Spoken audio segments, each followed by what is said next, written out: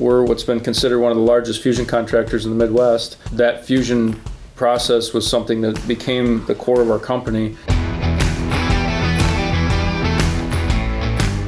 It wasn't something that we did specifically or strategically. It was something I learned how to do out of high school. I was in the oil and gas industry. I quit college and went to work, and you would show up in a field and with a whole bunch of pipe laying there, and they said, "This is how you fuse pipe. Do it till I tell you to stop." And so we did.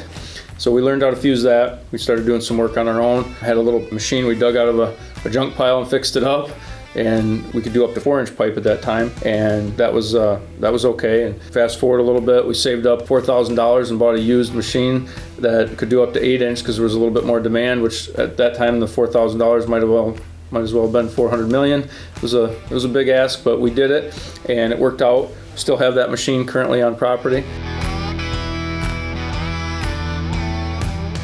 And now it was again not something we planned on doing, but we're what's been considered one of the largest fusion contractors in the Midwest. I don't know the total count, but somewhere between 150 and 160 fusion machines. We do 1/2-inch through 72-inch, and that fusion process was something that became the core of our company. You know, where some companies do something else and once in a while they need to fuse pipe.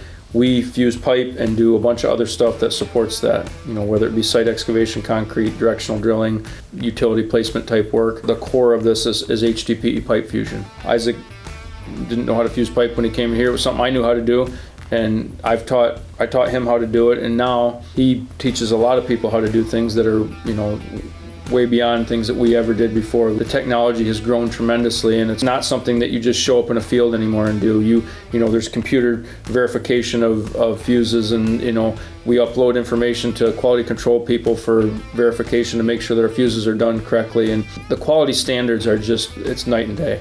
It's not even the same time zone. You know, our people are required to have 6 different levels of certification to be able to do that type of process. There's destructive testing to make sure that they're doing it and proficiently doing it. That's something that we take very serious. You know, this is a safety world we work in. It's got to be done safely, but it's also got to be done correctly.